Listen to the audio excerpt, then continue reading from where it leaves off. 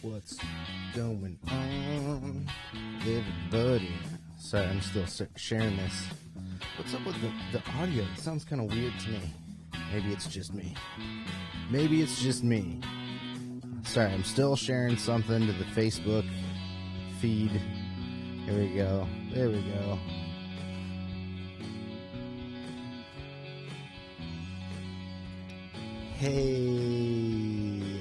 Hey everybody, it's John. This is Jon Does. This is episode 113. That's crazy, huh? I didn't think I could do anything this consistent. I think I've said that before. What's up? What is up? Is there something going on here? No. It sounded like my monitors were on. Ah, there he is. Sorry. We have an empty chair because Pat is coming over. And I guess he's here. He's going to vamp for a little bit. Don't forget to check out wilddinosaur.com. It's the best place to support the channel. There we go. Music's down. Now I can pull my lower third. Here we go. wilddinosaur.com. Best place to support the channel. We've got all kinds of cool stuff there. Oh, I'm going to put this down for a second because I'm wearing one of my new t-shirts, actually. Boom. Boom. This one's awesome. Got this in a navy. I'm going to be doing a new commercial here pretty soon for you guys for the store. Waiting on some products. I got to make some orders. There he is. What's up? I almost had some shades on. I have some out for you. Surprise. That's hilarious. Yeah. I literally was about to start. I started the show and was doing the Facebook stuff that I usually do. And then I was like, "Oh, fuck this!" And I just got up and grabbed it real quick. I didn't even know why. Well, yeah. It's Friday. It's Friday, baby. Oh, there we go. Sorry, microphone. It's Friday, and we're going into the danger zone. We are. It's bow. actually your day. It's St. Patrick's Day. That's right. St. Patty's Day. There we go. We're looking fly. We're both got my green on. We both got our dark green going. I got my Luigi a la drag show look. Yes, the Elton John glasses. I love it. I have nothing for Perfect. today. I'm just gonna close this because the computer's not even needed today. We can talk a little bit about the Last of Us finale. Did you see that? I did. I did. I was a little disappointed, to be honest. I'm curious what your disappointment was. Was it was it? I'm happy to. Let's hold on. Let's give out some spoiler. I don't have my spoiler thing on this. I got a little spoiler tag. Actually, yeah. Hold on. Let me pull that up real quick because I don't want to piss people off because it will happen. There it is. Can I just go full spoiler heavy? We'll have this up and All then right. let me move this like there. No, we'll put it like right there.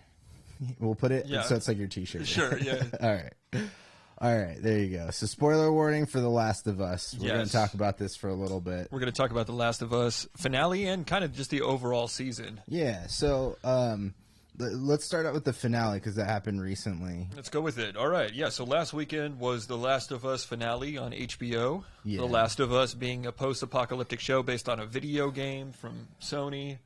It was based on the end of our relationship. Hypothetical, of course.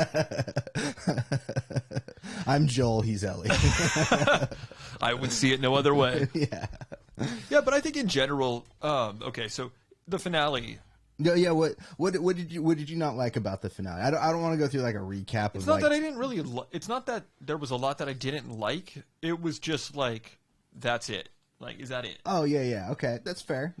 Yeah. And also ended. kind of just a few things like you see Marlene is there at the place where they show up, and it's like, okay, well, why didn't she just take Ellie there? Right.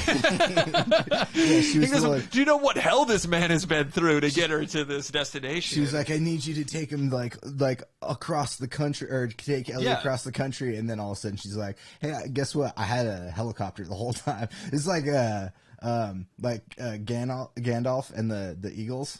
It's like you can just get the fucking Eagles to drop the goddamn ring in Mordor. It's like, look, you got these bitch-ass scientists, like, or doctors or whatever, these surgeons across the country. Why couldn't you get this girl who's really tough? Right. You know, and... I mean, if anything, just add Joel to your team. Sure, you know? yeah. As like security. Yeah, so you got like a crew of like badasses around you, because apparently she was supposed to be a badass, but you only saw so much of her in the series. Right, exactly. Yeah, I don't know. I thought that was a little strange. Yeah, sure. I guess I don't disagree on, like, you know, the show just kind of ended. I liked the show a lot. I think everything that everybody says about the show, of like, you know, the writing and the acting and the cinematography, the directing and all of it, I agree with all of it. I think it's great. I also agree. I just like, I don't know. I think my biggest issue has nothing to do with it by itself, but like just the premise.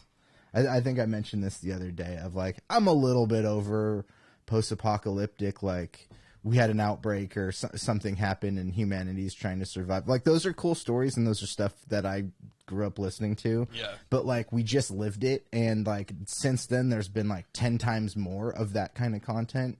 It seems like, especially because you have, you know, all these new services. Yeah, agreed. And not only that, it seems like, aside from that, Sorry. Okay. Sorry. Okay. So what I was going to say is, aside from that, just the post-apocalyptic stuff is a little tired at this point. Right. We've seen a lot of it in these last several years. Yeah. And not only living the experience, but also in media. Yeah, There's been a lot. Like, there's Cloverfield. There's all there's so many science fiction. I actually there was something that I remember people. There was some like.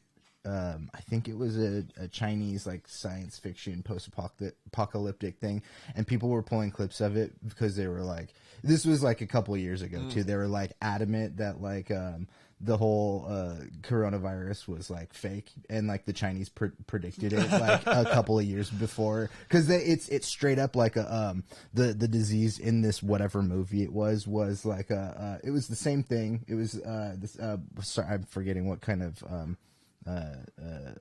coronavirus was. It's what is it? How is it transmitted? Like, it's like a flu, like communicable. Yeah. It was the same thing, and they even called it like COVID-19 or something like that. Yeah, some other sort of SARS type virus. Yeah, but I guess it's the show is great. The acting's great. I have no complaints, really, like big complaints with the show. Because I'm not familiar with the game myself. I did have a little bit of the same thing of like, that just kind of ended. I've heard people. Oh, sorry. Oh no, I was just going to mention that the pacing, it might be a little bit of a complaint for some people. I actually think that they could have taken more time with certain things.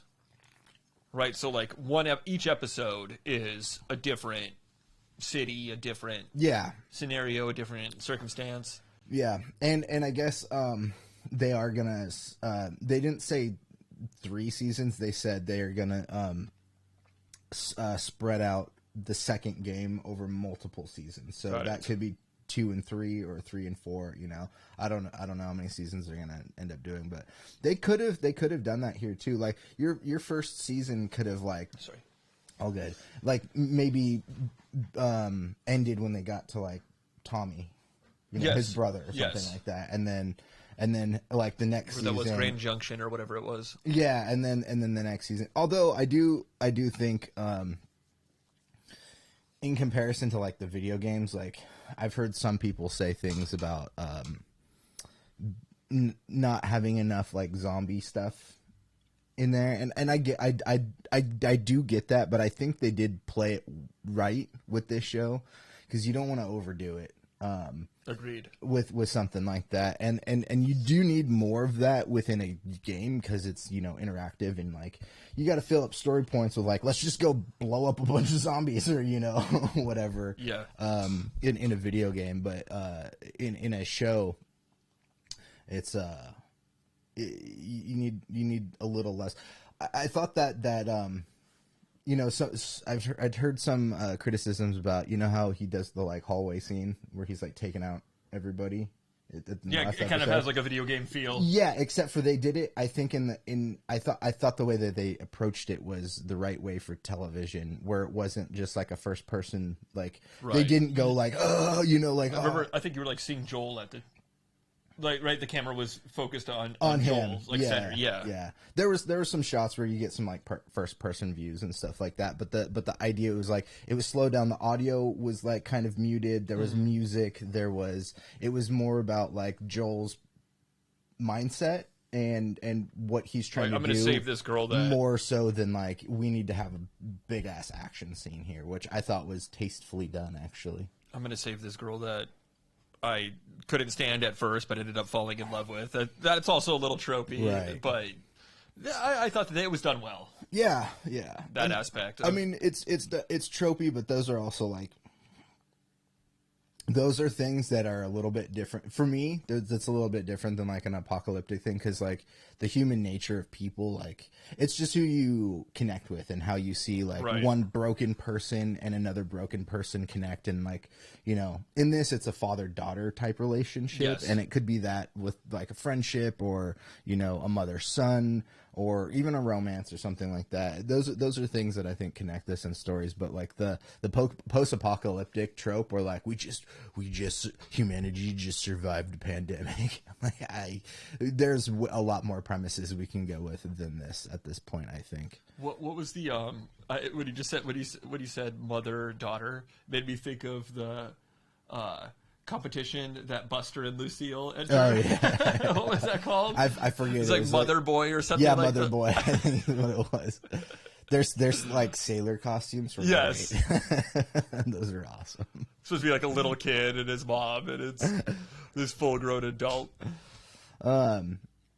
Yeah, so overall, I liked the show. I thought it was really good. I'll watch season 2 for sure. There's some stuff storytelling-wise I'm a little bit tired of, but it's not necessarily the show's fault. You know, it's just there's a lot of specific kinds of content out there. There's just a lot of content. We have, and I think what I was going to say earlier was when I was going off about like, oh, the post-apocalypse. These things are also like exasperated by the fact that like during the pandemic we had Disney, HBO, Amazon, Apple, like all the big companies start streaming more, you know, so they're producing more content, and so more content means more of like the same in some regards. That's not a bad thing. It's just like, what is it? There's like 7 storytelling tropes in how you tell stories or something like that. So you get a lot of regurgitation, and some of it's really good, some of it's not so good. There's a not so good fantasy show. Oh, I forgot to check again. That came out. This is the second season of Shadow and Bone on Netflix. I hate to like give it too much shit. I think it's okay. Did you watch it? I watched some episodes of the first season. I'll take the spoiler warning down. And it is a little slow. It's kind of cheesy. It's kind of paint by numbers Netflix fantasy. The way that it's produced. Who's the one guy? The guy from Westworld? Yeah. Ben. What's his name? Ben Barnes. Yeah, I think the actors are all serviceable and everything. I don't think that like there's a whole lot of miscasting or anything like that with that show. It's just a little slow, a little hard to get into, but it's not bad. Yeah, it wasn't bad, and I enjoyed watching the first season. I actually don't remember much about like how the show played out, because it is based on like a book series. It feels like it too. But I'll watch season 2. It is a cool world though, with like the magic users and what's going on. Yeah, I mean I like stuff like that. I like getting out of. As I've stated before, my preferred consumption in media tends to be like escapist, which Nothing wrong with that. I'm super pro escapist media. We live in crazy times, and we don't have to always like. I don't know. We were talking about yesterday. Your roommate was talking about some of the stuff you've been watching at home, and I was like, "What are you, a serial killer?" Oh yeah, I've been watching the Korean sex cult. Yeah, totally. That's an insane story. I don't even know if I want to get into that. Man, this guy like claimed he was he didn't start out that way. That's, I think, what happens. You know, somebody has like an idea where they can start generating income or something, like Andrew Tate. Yeah. Yeah. Kind of thing. Yeah. And then eventually it's like, okay. I think one of his requirements is all of the women had to be like over 160 centimeters, I want to say. So he was into like tall model chicks. It's like, why not? Okay. Yeah, this dude. But yeah, he was pretty messed up. And then he was like such a pussweed in court. They showed him, and he's just like, they showed his interrogation, and he's like, he's on his hands and knees begging not to be put in jail and stuff. It's just like, dude, this guy is so pathetic. You suck. Yeah. Pussweed. Yeah. But he was. That's such a good one. This dude was a total asshole. Oh man. And then what else was I watching? I've been watching a lot of. I watched that thing about the Boeing, the Netflix documentary series about the Boeing 737 Max, where there were two planes that went down within, I want to say, like 8 months of each other. One of them was through this airline called Lion Air, flying out of like Indonesia. And then the other one, I believe, was, man, what was the other one? The other one was an airline that's like a country. Can't think of it, but unfortunately, you know, Alaska Air. It wasn't. Okay, no, it wasn't in the U.S. It wasn't in like a major European country either. You're like, it's a airline named after a country, Alaska Air. Was the second one? Oh man, maybe I'm conflating. Maybe I'm conflating two stories, because I also watched the United. Yeah, or the Malaysian Air. Gotcha. Malaysian Air, they had that one plane that just completely vanished. Yeah, and nobody's really definitively found wreckage of that. Well, they, you know where it is. It's wherever Amelia Earhart landed. Exactly. That's when yeah. Shared. And then the other one was some months after that, Russia shot down another Malaysian Air. I remember that. Yeah, it was like shut down by Russian air defense. And then they just shot down a drone. They didn't shoot it I down. know. I'm just. Yeah. I'm trying to start international conflict. You're doing a good job. Yeah. It's all okay. right, dude. I'm ready. You know I'm ready for the danger zone. It's all good. You know what? If you want to start international conflict, let's just go after. Fuck it. I got a real bone to pick with Canada. You think you're above us? They sorry, are. That was a dumb joke. Yeah, please take us, Canada. We'll be happy expats. You know who we don't have a problem with is Finland, because we checked our stats yesterday on Spotify. Yes. Oh, it's up again. We're at like 245. Nice, dude. Yeah. That's great.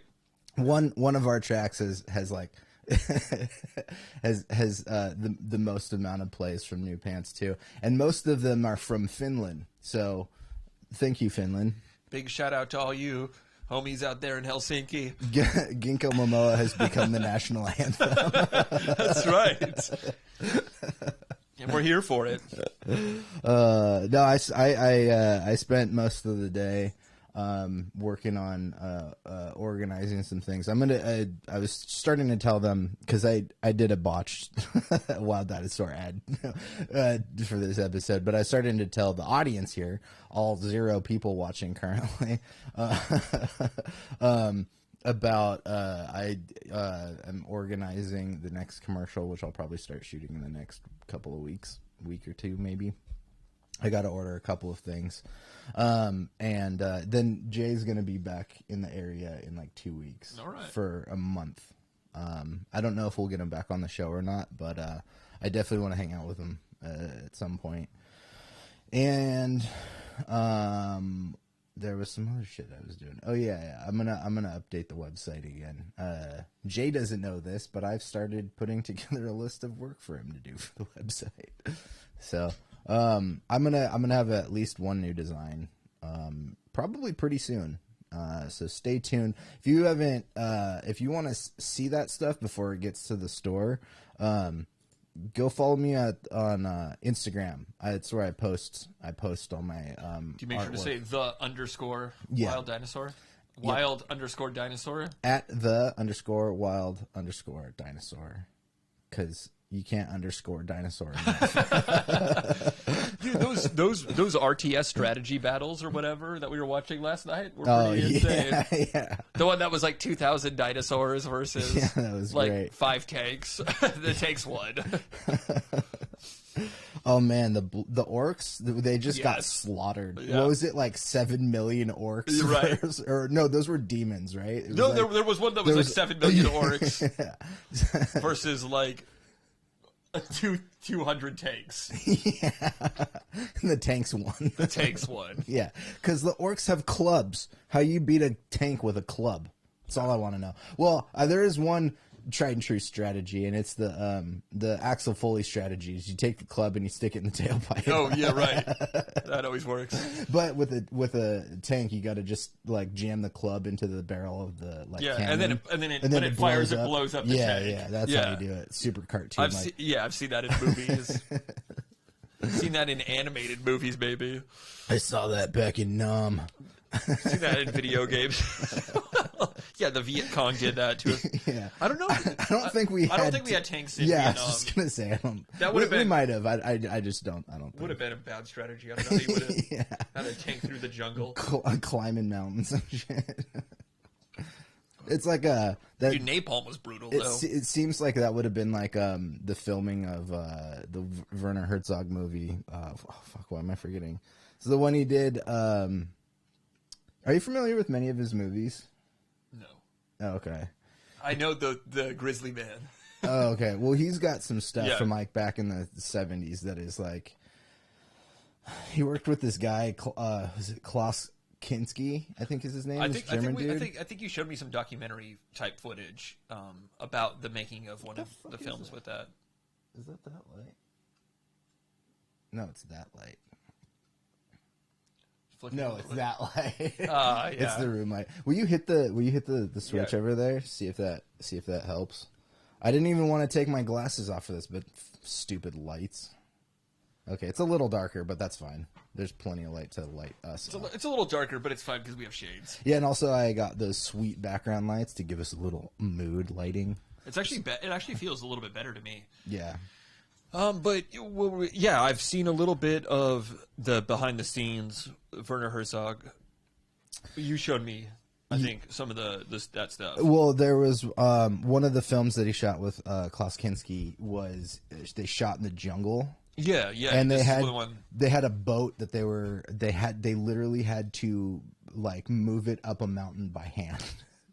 It was crazy. It took them forever, and like it seemed like one of those movie shoots that's like legendarily like chaotic. Mm-hmm. Which most movies are to be honest, most movie sets are chaotic. You just don't hear about a lot of the problems, because there's a lot of problems that happen on movie sets.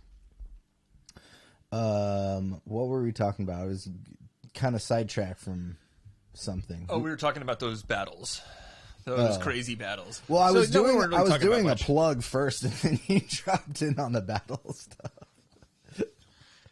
Yeah, definitely visit the underscore wild underscore dinosaur on Instagram. Check out some cool art. I think we sidetracked on talking about the underscores, and you're like, yeah, you remember those battles last night? It was something about dinosaur. Because of the dinosaur. Oh, okay. Because we saw those dinosaurs just get completely slaughtered by the panzers or whatever they were. It wasn't good. Well, yeah. Anyways, I do kind of remember why I started my plug. There's going to be some new stuff in the store, probably in the next 2 months. Check it out. And if you follow my Instagram, you'll get other content because I'm doing these like stupid real history shorts. If you haven't seen those are stupid. What are you talking about? Those are informative. Those are great. Those are very informative. I make up history and pass it off as real. I mean, I've invented the concept of history because nobody else did it. That's right. That's why I called it his story. I don't know. I could call it they story. Them story. I think they works better. Them story. Them stories. No, them story. I like them stories. That's maybe our next band name. Them stories. Them stories, like themselves. That's a good one. Them vultures. Them crooked vultures. Is that what it's called? Yeah. That's a super group right there. Right, John Paul Jones. John Paul Jones, Dave Grohl, and Josh Homme. And somebody else. Who was it Dave Grohl on drums? It must have been. I feel like there was one other person. Oh, Lemmy. No, I don't think it was Lemmy. I think it was the dude from Eagles of Death Metal. Oh, okay. I think. I don't know. They only did one record, so I don't know. I don't remember. But, why did I think it was Lemmy? I don't know. It should have been. Should have been.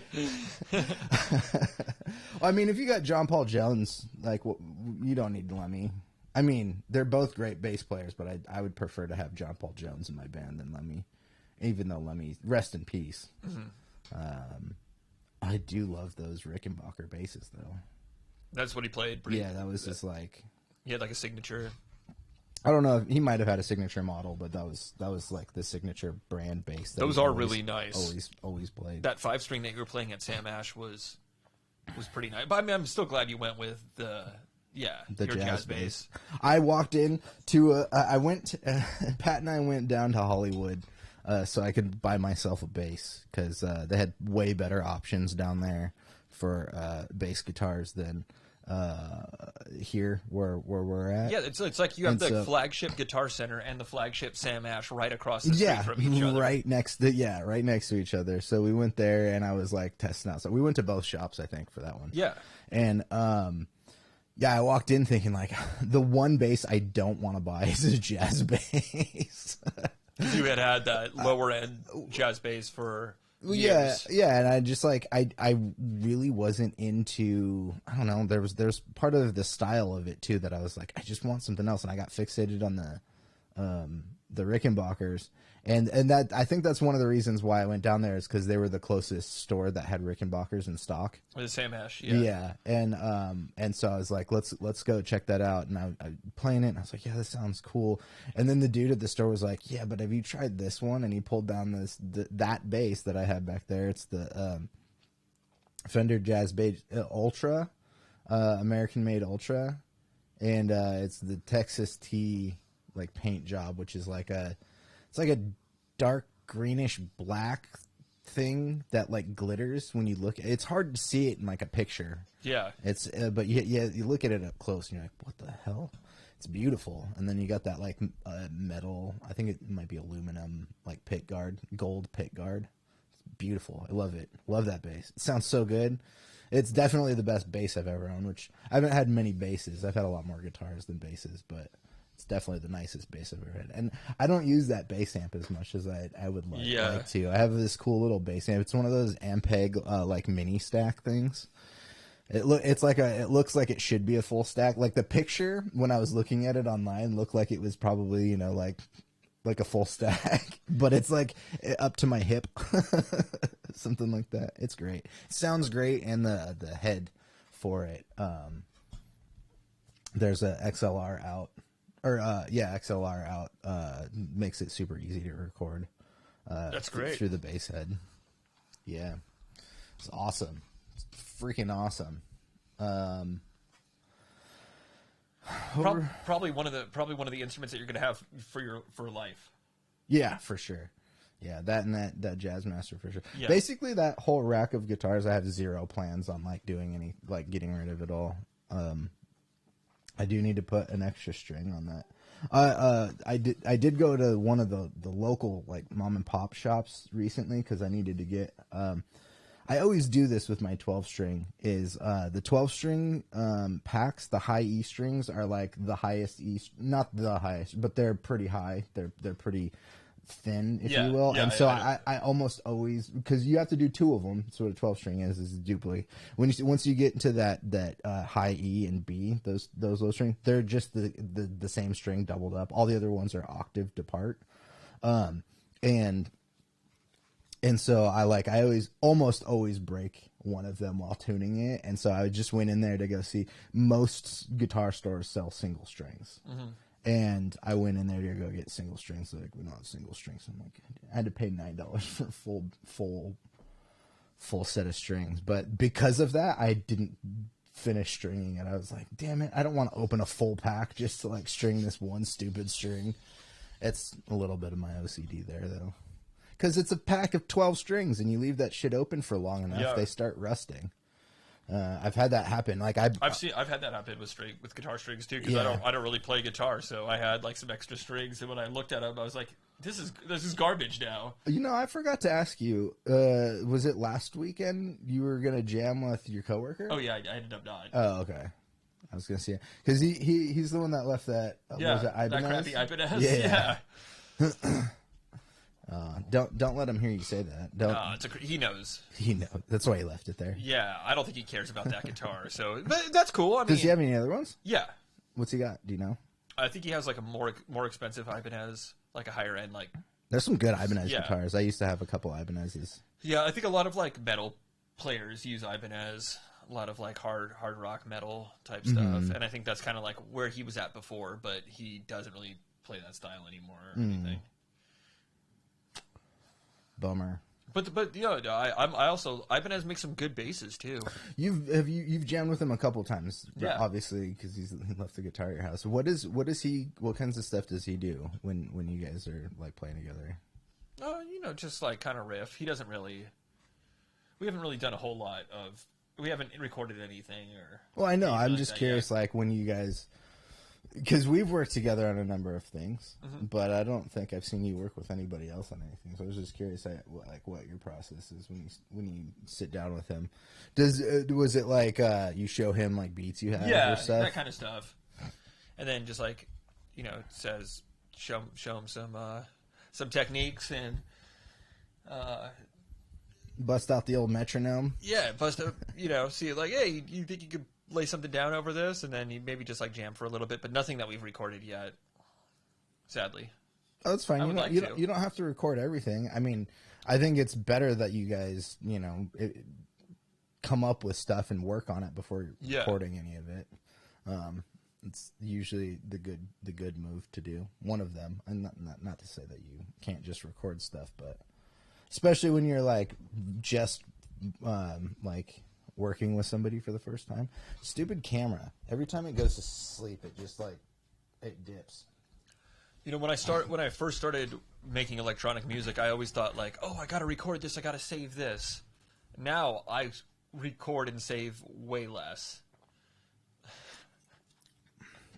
Yeah. I don't know if that's a good or a bad thing. But... Well, I mean, it's good and bad. Like. There's some stuff. Music's weird, right? Because you could be making something and it sounds really good, and you don't record it, and it's just like it was a product of the moment. It was something that was cool at that exact moment, but probably sometimes doesn't always translate after that. So I don't know how to like write out sheet music. I should get better at that. First, you get paper. I should maybe get better at that, but I know that you could just like tab things out though too. I tab things out because just write the note names. Tabbing it for guitar is super easy. I've been doing that for like 20 years. With the guitar, you just draw 4 strings and then, draw 4 lines and then you. I actually do have 6 strings. 6 lines. You don't even need to drop anything. I mean, back in the day, I would take like 3 lines in lined paper and then just draw 2 lines or 3 lines between each, and boom, there you go. But I did buy these. Oh, nice. I bought these off of Amazon like a while ago. There's already some stuff in there. Cool. All of the guitar stuff that I've been working on the last like 2 years is in here pretty much. Yeah, crushed velvet helmet. You can just like fake book it too.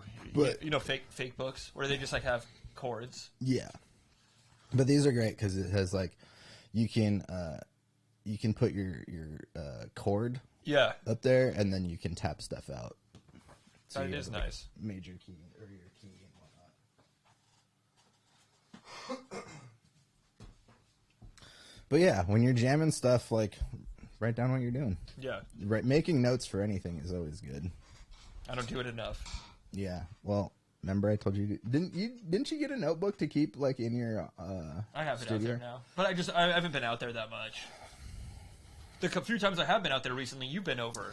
We've been working on those tracks. And why haven't you been out there, Pat? I don't know, Jack. I know. I Jack think it has something to do with the fact that your computer is about to blow up. Oh yeah, that's true. Yeah, we should tell the fans out there about my computer. I've been giving Pat. It was great last night with your roommate because we were both giving you shit about it. Or the last couple of times I've been over, we both been giving you shit about it. My computer is from Soviet Russia. It's a Soviet Russian nuclear submarine computer. Oh man! So yeah, I'm due for a new one. Yeah, Pat. When we were finishing New Pants, we're gonna use Splice. Yeah, there was one of the tracks we were going to use Splice on, and then we couldn't get it running and Ableton at the same time or something like that. No, the Splice app wouldn't install on that version of the Mac OS that I had. Right. Because my desktop computer is a Mac Pro from 2009. So there you go, 2009.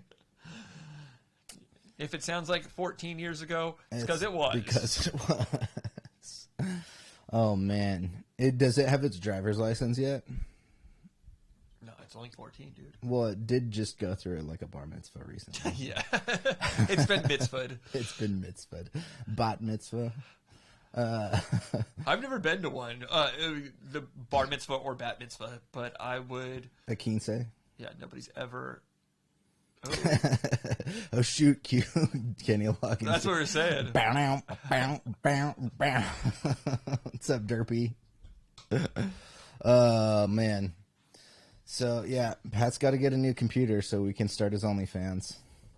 Yeah, absolutely. Glasses, no pants. I think that that Kenny Loggins that sound is like some bass sound from a DX. Doing good. We're doing good. How you doing, dude? Chilling. It's St. Patty's Day, and that's why we're rocking the shades. I don't drink, but my innards are filled with green, and because I'm an alien. I'm from Barsoom. I'm rewatching Mando right now. This is a great episode. This is a really great episode. Yeah, I really like that one. I was a fan of that episode. I like the just standard, Coruscant life. Get into that Coruscant life. You get to see a little bit of that city living. You know what this episode did for me is they've been talking about how the Dave Filoni, Jon Favreau universe.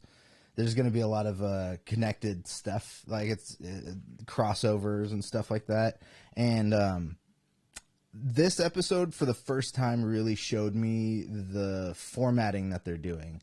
And it actually made me like how they did Boba Fett a little bit better. Because everybody was like thrown off, like, why did you throw these 2 Mandalorian episodes in there? Same universe. I also had a Shamrock Shake and green pancakes today because I'm not a hardcore drinker. Nice. Yeah. We don't really drink much either. Yep. I didn't have a Shamrock Shake though. That sounds kind of bomb. McDonald's always just sounds pretty good, and very in line with St. Patrick's Day. But yeah, sorry. Episode 3 is the best episode of season 3 so far. I think a lot of people like the second one. I mean, I don't know if I personally have a favorite so far of the 3. I like them all pretty equally, but I do think that the biggest revelation for me again was the formatting and seeing how Dave and John are going to be telling these stories throughout their run with Star Wars, or the Mandalorian verse, I guess, if we want to call it that for now. Yeah, it was really cool. I like seeing that. I also liked season 3 the best, or episode 3 of this season. I thought was the best so far too. I enjoyed it the most. again, just with I like getting to see like how the average person, you know, in the Star Wars galaxy lives their life. Yeah, yeah. The everyday people. I really liked the shot on Coruscant with where they're like, "What's that rock over there?" And they're like, "That's the tallest peak on Coruscant. That's the only thing that you can see from the planet left. The only like natural piece of the planet you can still see." And that particular spot has popped up in a lot of other Star Wars stuff. There was I think. Do you see it a little in Andor? Do you see? I don't remember if he's. I don't think you see it in Andor. You do see it in the Clone Wars animated series a couple of times. I think Padme has like a like some announcement she like shoots out to the public, and her hologram pops up like in that center at some point. I think it's also in the High Republic books, and there was something else too. Oh yeah. You know how George Lucas did like he redid the endings of the original, so when you see everybody celebrating, you see other planets that you didn't see originally. So you see like Coruscant, the people on Coruscant celebrating the end of the Empire, basically. I guess right after they do show a spot on Coruscant, and it's like right there. But then there's like some canonical thing. I think it's in the Aftermath novel that the like remaining Empire people like start a riot there. So there's some shit that goes on in that exact spot, including the other thing. Yeah, the one that I was thinking of was that's where Obi-Wan and Duchess Satine meet up for some conversation. And I know you're not familiar with Satine, but Satine was the ruler of Mandalore, and that's Bo-Katan's sister. Okay. So they have a scene at that spot in Coruscant. Another crease. Yeah, another crease. Oh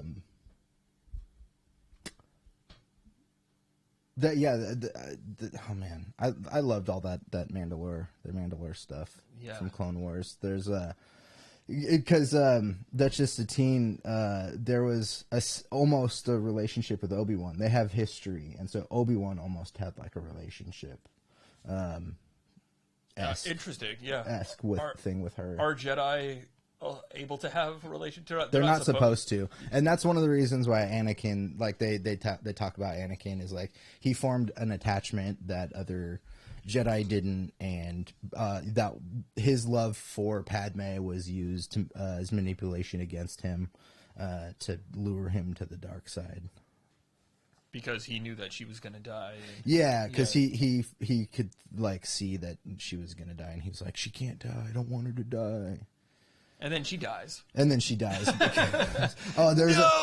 a funny ass meme I had for a minute, and it was like because in the movies it's like she dies from a broken heart or something like that, and it's like it's such a weird like thin excuse for how she died, and the meme was like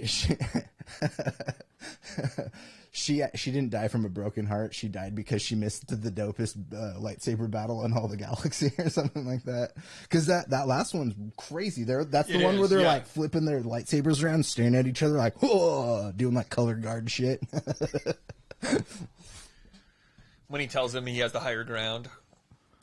I like this one because the tone isn't Disney-fied like previous two episodes. It's develop and set up heavy stuff. First two didn't. They just said, here's a pun, I have to redeem myself, let's go. The Ahsoka is the next. Yeah, I've heard that.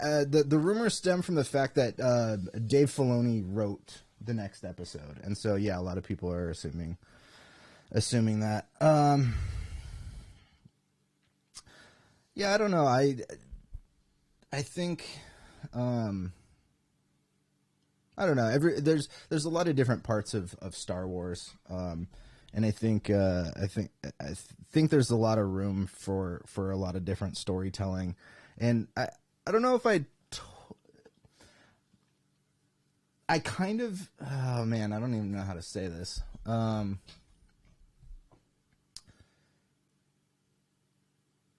I don't know. I'm gonna move on from. Well, the last episode did feel like something straight out of Andor. Yeah, totally. Which is a positive in my book. But I do like the Western feel of The Mandalorian. Yeah, it's got that. I mean, the first season was like Lone Wolf and Cub. Yeah. Which is awesome. I'm not opposed to seeing more of that. Let's see. I'm also skeptical on Acolyte, but I heard it's 10 episodes with hour-long episodes. I don't know. I don't know. It's okay to be skeptical about stuff, but ultimately, at the end of the day, nobody's dying because Star Wars is like not as, not what we expect it to be in our heads. It's like pizza. There's really good pizza and there's really bad pizza, but I'll eat all the pizza. You know what I mean? I am. I'm not sure that nobody died over the Rise of Skywalker, though. I just know it wasn't Chewbacca. Get out, Pat. Leave. I'm just kidding. No. Yeah, I don't know. It's a tough conversation because there's a lot of ways to look at it. I'm with Pat. Just because the true director who made it. What do you mean? The Acolyte? Because maybe the director. It was just because of the director that made it. I don't. Which director is that? I forget. Who's the showrunner on that one? It's the showrunner is the person who wrote Russian Dolls. Oh, okay. That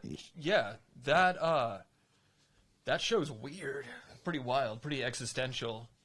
Have you seen any of that one? No.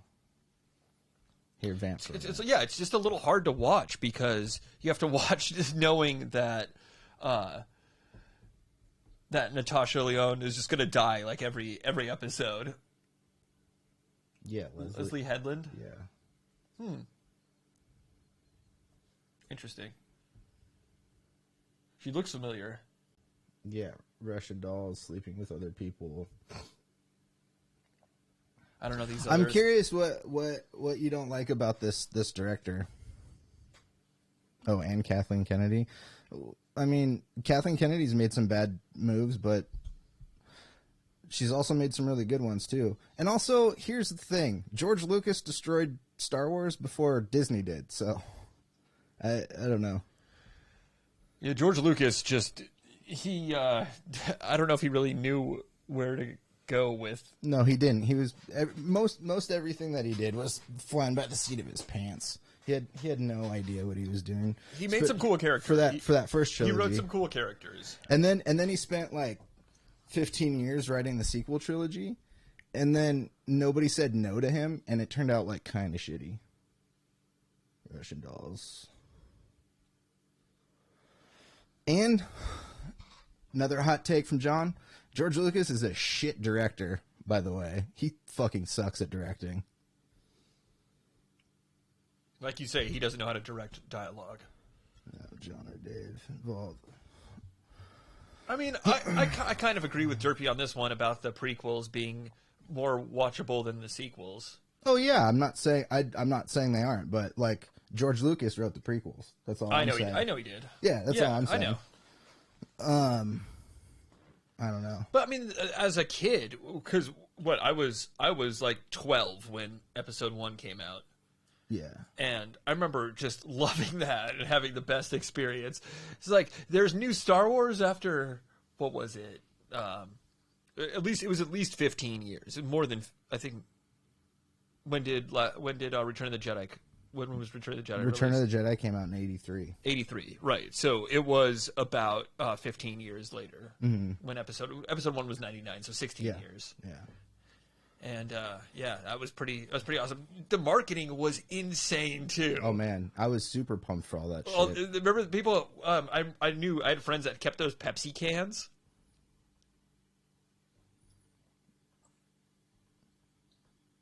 I'd rather watch Howard the Duck. Which, I don't know. By the way, Underrated. Totally underrated. We need a sequel to that. I'll even take Seth Green's Howard the Duck take that we've been getting in the MCU. Just as a direct sequel from the 80s version. They should have what's her name's daughter? Leah Thompson. Zoe Deutsch. Oh, uh-huh. She was in that Zombieland sequel. Yeah. They should have her in the Howard the Duck just to keep with the family lineage. You know what pisses me off the most about the sequel trilogy is the fact that everything that we're getting post-sequel trilogy is so like much better. There to explain the sequel trilogy. Like I know you're not as like ingrained in all this stuff, but this last episode that we got, it ties into all the cloning stuff, which leads into like answering why Palpatine was back. Okay, I didn't know that. And the Bad Batch is also doing something kind of similar, and I fucking hate the Bad Batch now. This last episode was the best narratively, but this season, there's nothing happening. There's nothing. I tried to get into it. I couldn't It's get so into boring. the Bad Batch. It's so fucking boring. Man. I remember, yeah. Are you even a fan? Yeah, come on, don't gatekeep, dude.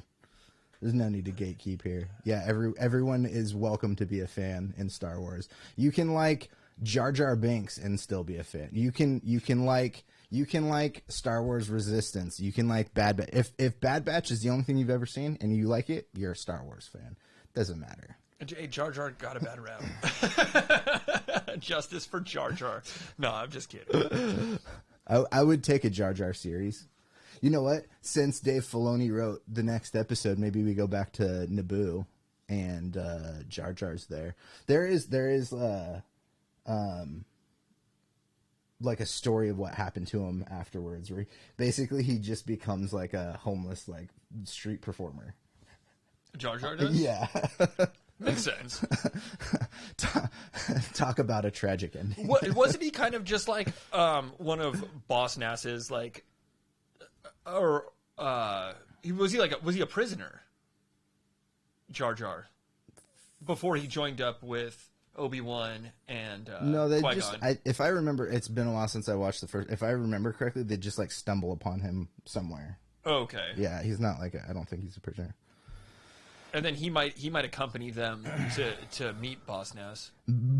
Bad Batch is acceptable, but Grogu fans are not acceptable. Lame. Bad take.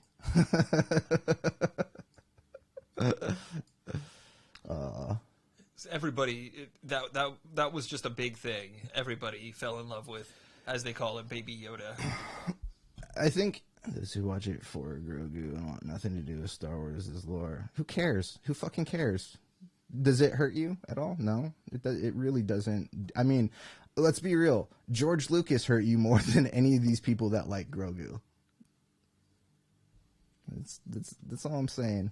That's all I'm saying, man. It doesn't matter. It really doesn't matter. But here's the other thing. Here's the thing to remember. Before Disney even bought Star Wars, or once we heard Disney was going to buy Star Wars, you should have already expected that they're going to make Star Wars for the rest of your life.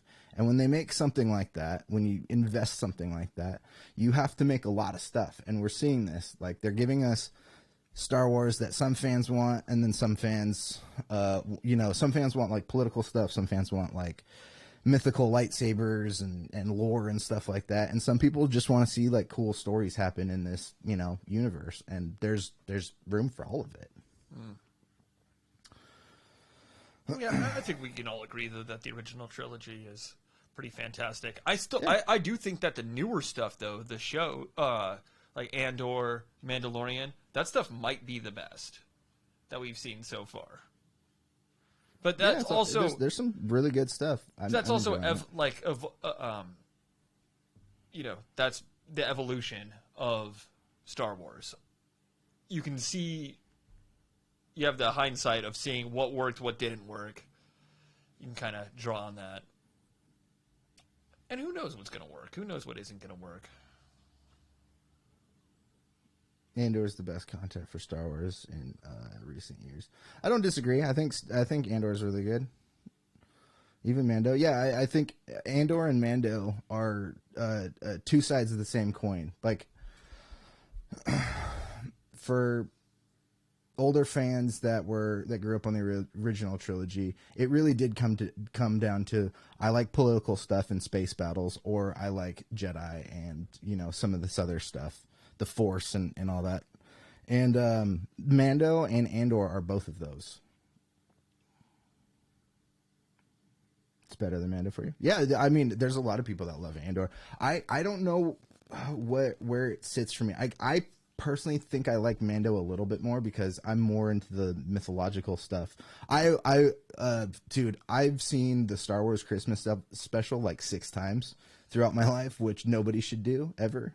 That's like, I would say go do heroin before watching the Star Wars Christmas special. But that's where I saw,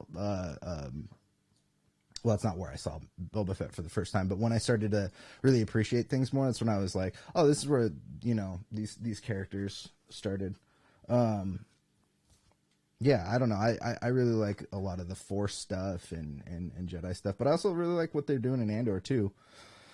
And I think there's room for all of it. Let's see what's going on. But it's close. Member berries. Yeah, I mean, all of Star Wars is essentially member berries. But I remember too, they're doing Acolyte and they're doing like new stuff like Skeleton Crew and stuff like that, because they're trying to get new audiences as well. As much as we all love Star Wars, not everybody watches it, which is a sad truth. No, absolutely. One of our best friends has never even seen the original trilogy. Yeah, I know. He's not even that close of a friend because of it.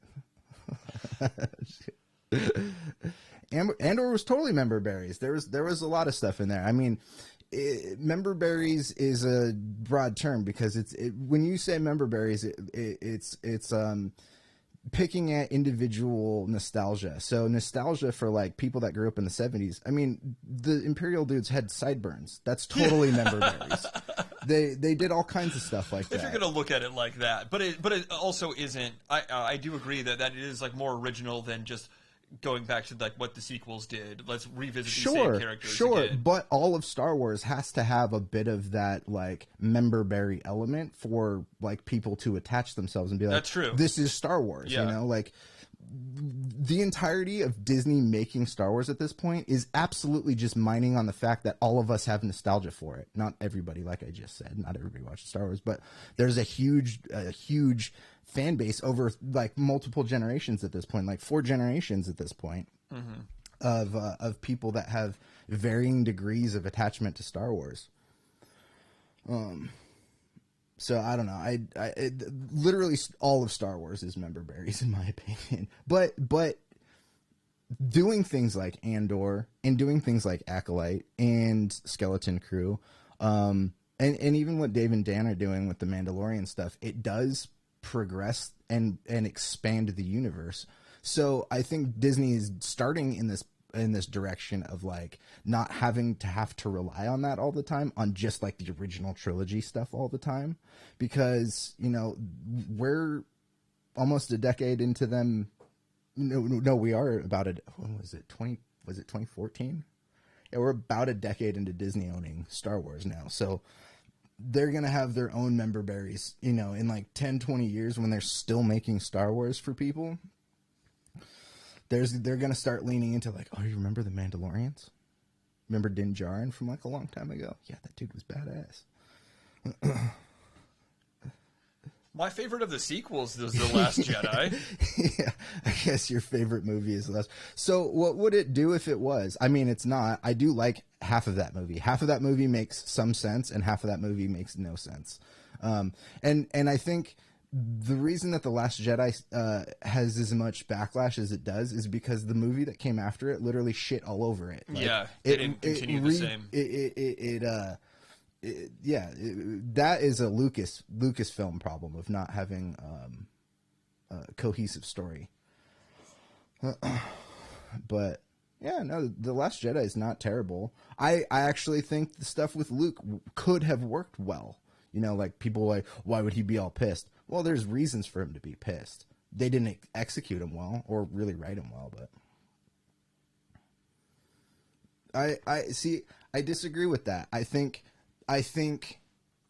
that could have worked well, but what made Luke worse was that in the next movie he was like, I was just kidding, guys, everything's fine. You know, that to me is worse than like making Luke grumpy and old. Like that happens when you get older. I mean, I used to be more optimistic like 2 weeks ago.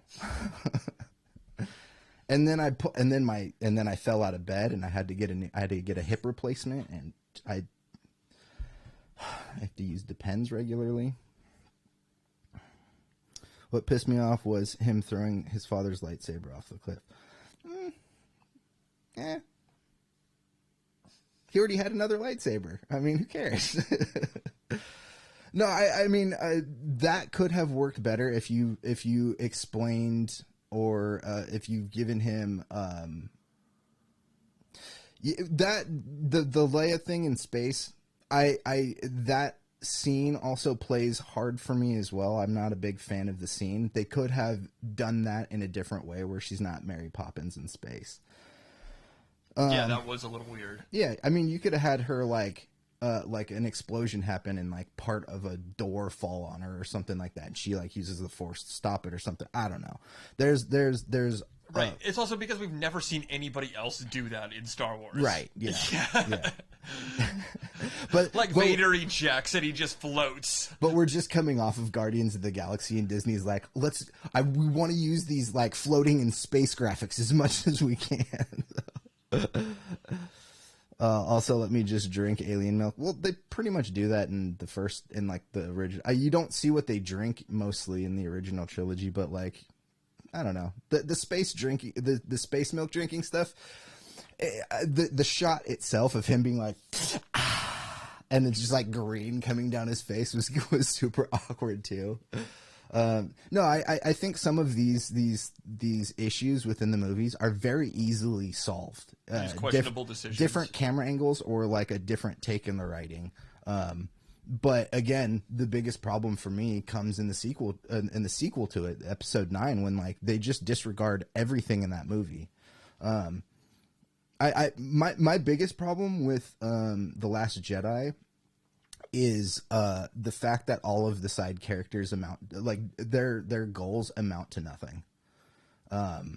They introduced Rose, who got shit on unjustly when they cast her, which sucks for her because her and Finn and Poe, like they don't really do anything that amounts to anything. They just go on this side mission where they meet. That's what Kerry Russell's character, who did. She's in the third one. Or in Episode 9, sorry. Not Last Jedi. But what's his name? Why am I forgetting his name? Oh my god. The dude with the lisp. Why am I forgetting his name? I've only seen Rise of Skywalker once and The Last Jedi, I think, once. I think I've only seen both of those movies once. That's fine. I mean, no need to watch. Yeah, you don't really need to watch them again. And I don't disagree. I don't disagree with you guys. I don't really like watching the sequel trilogies either. But I also don't think that like because those were bad that Disney will never do anything good. No, they already have. No, I know. Yeah. That's just my take on it. Because again, you got to realize they're gonna make this shit for the rest of our lives, and none of it's gonna be great. Not all of it is gonna be great. Some of it will be good. Rogue One was pretty fantastic. Yeah, Rogue One was great. And Andor makes that show a little bit better too. I liked that movie a lot, but I think Andor makes that show a little bit better when you have hindsight to it. But man, I'm hungry.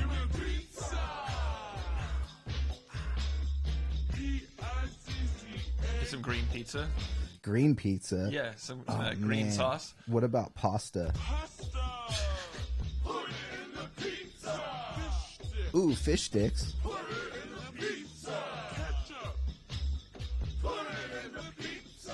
We know ketchup could be green. Put it in the pizza. We know ketchup could be green from that Shrek ketchup back in the day. Yeah, dude. It's just green. That was great. Oh man, Derpy, I just want to let you know I enjoy these conversations. I know we disagree on some of it, but that's fine because nobody's, this isn't like the end of the world for anybody. It's just dumb Star Wars, I love it. I love Star Wars. Don't get me wrong.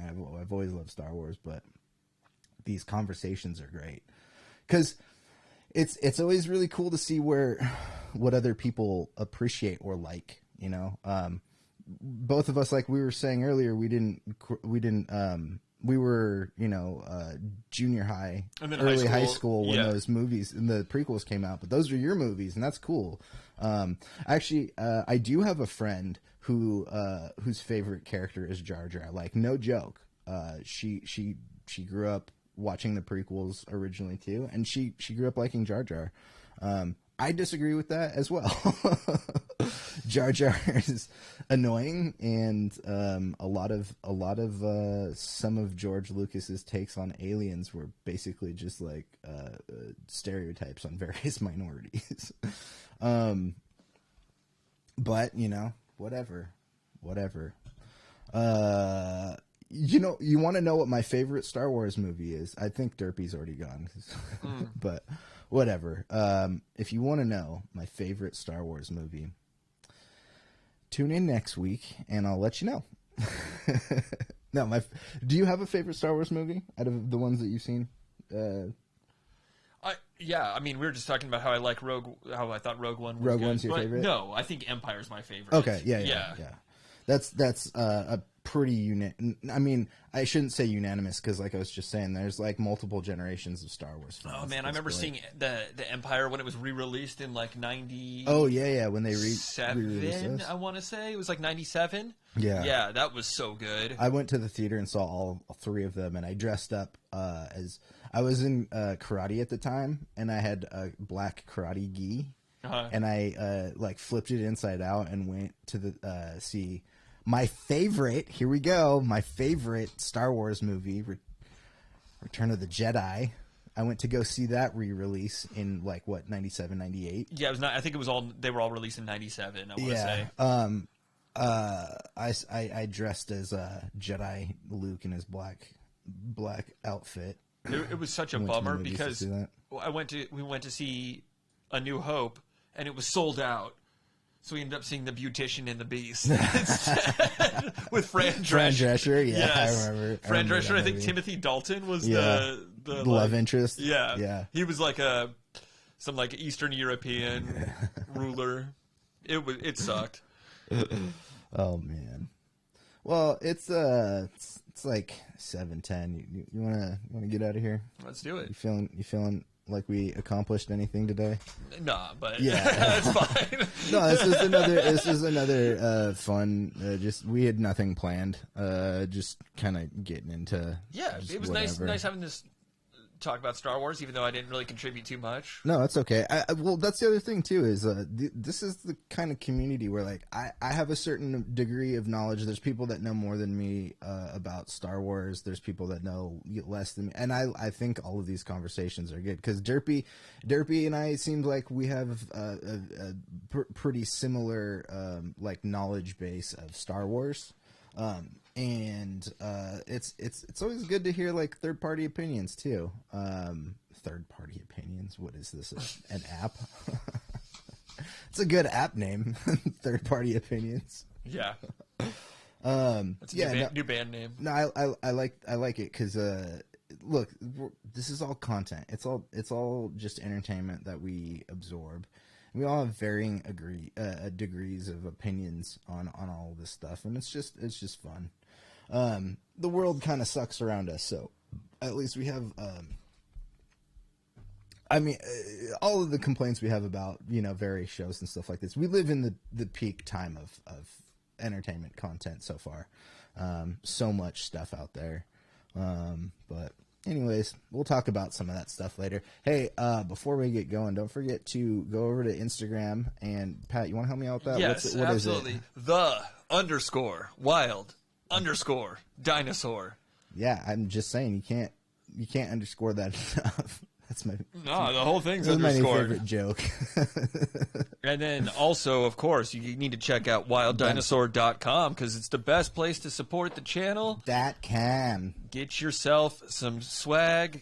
Yeah, Get those fits popping. And again, there's going to be some new stuff pretty soon. There is just a reminder. There is the New Pants 2 album cover available on T-shirts and for framed prints. And also New Pants 2 on all major streaming platforms. That means Spotify, Apple Music, Tidal, Napster.